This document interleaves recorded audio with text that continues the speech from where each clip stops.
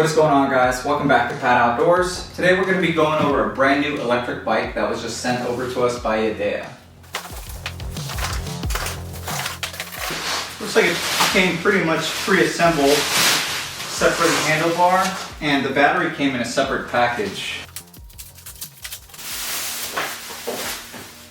That is a good looking seat. So this is a storage compartment, and yep, this is the charger. I wonder why the battery is shipped separately. So this is a 48 volt 20 amp hour battery. It slides right on top. The keys are in the battery box. So it looks like the battery came fully charged from factory, but I'm still going to take it off and hook it up to the charger to make sure it is fully charged before we take this thing out. So we're just going to do that for the meantime while we're assembling the rest of the bike.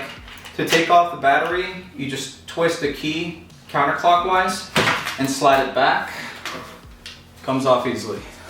All the wire connectors are pretty similar to the ones on my Talaria.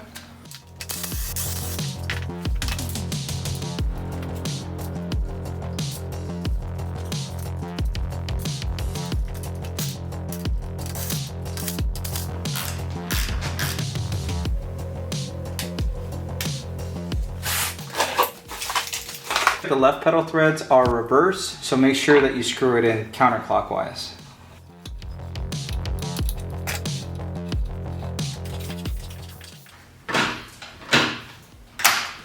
This is the Trooper-01 by Yadea. This is their Class 2 street legal electric bike. Class 2 meaning it is currently just limited to 20 miles an hour, but I am gonna mess with the settings on the controller to see if I can manipulate this bike to go any faster. I really like this long, spacious seat. It is very well cushioned. Seems like it would be a lot more comfortable than all the other factory seats on my other electric bikes, especially the XXX. This bike runs on a powerful 750 watt hub motor paired with a brushless controller and a 48 volt 20 amp hour lithium battery. This thing's supposed to take about 6 hours to charge and have a capacity of up to 55-mile range, which is pretty high, but obviously that is fully dependent on what mode you are in the whole time. So if you're using full power assist, you'll likely get a range of about 25 to 30 miles. Now this bike does have full suspension. The fork is by RST, and then the rear shock, I'm not sure if this is by RST as well, but one thing I can tell you is it is very stiff. When I get on the bike and I put full load on it, the rear shock barely moves. I'm not sure if the spring rate is just way too high. I probably would have gone with a softer spring, but luckily this thing came with a set of CST 20 by 4 inch fat tires, which is supposed to absorb a lot of the bumps and make the ride pretty comfortable. Now, as far as stopping power, this bike came with a set of Tektro hydraulic brakes paired with a set of 180 millimeter disc brake rotors, which is certainly a lot more braking power than other electric bikes of this price range. One of my favorite features of this bike is definitely the simple, clean look of this headlight. I think this, combined with the long flat seat and the satin black finish, makes this bike look like a classic cafe racer. Another thing I really like is that there is no rear derailleur. This is just a chain tensioner. There is only a single sprocket on the rear, which keeps the back really clean and low maintenance. Now here's another feature that you don't usually see on electric bikes is storage, and this thing has plenty of it.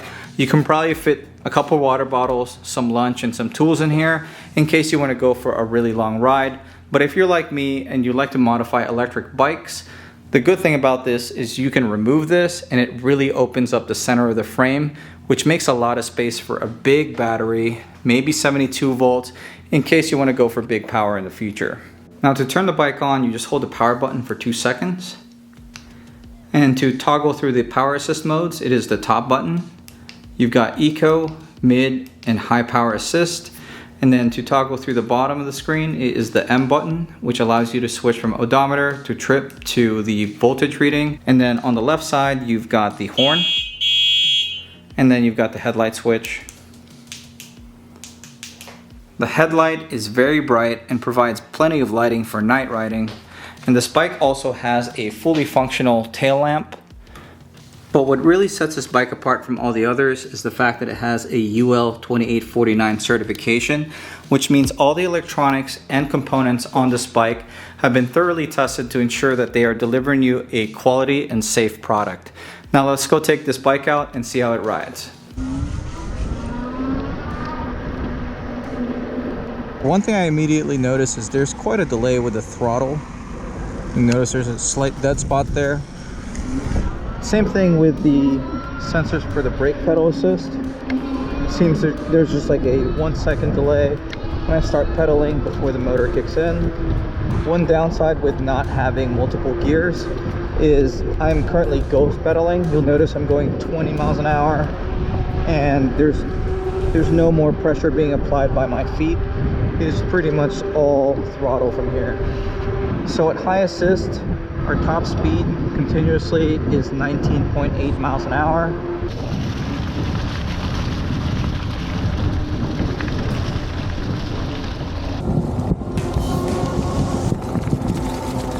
So for speed accuracy testing purposes, I installed a Psych Plus GPS-based speedometer on the handlebar.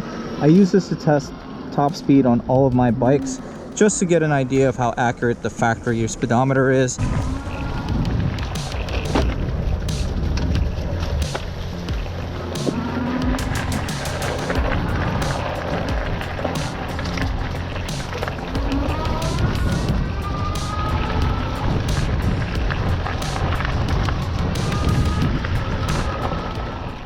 Now this bike is fully capable of riding through trails, though I don't recommend you take it off any jumps since the suspension still has its limitations. If I were to make one change to make it a lot more off-road capable, I would probably change the rear shock to something with a softer spring rate and a adjustable compression and rebound setting.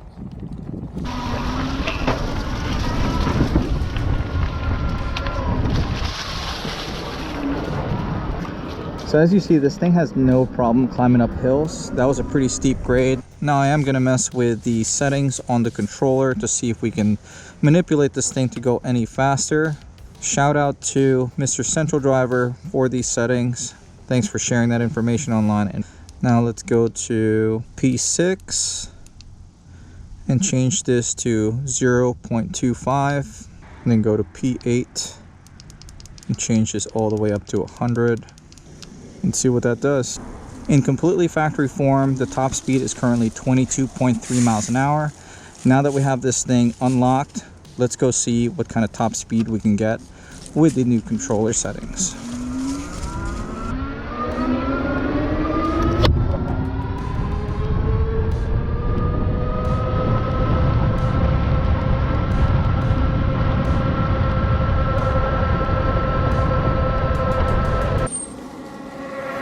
Now you probably noticed that the speedometer reading is now completely inaccurate, and that was done on purpose to make the controller think that you are not going that fast, so it doesn't try to cap off the top speed. Now let's see what this thing can do.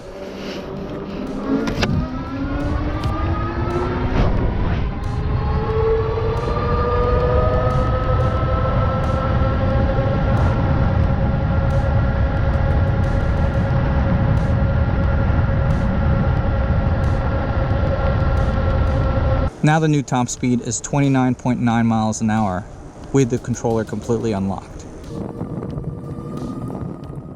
Removing the speed limiter definitely made this bike a lot more enjoyable for me.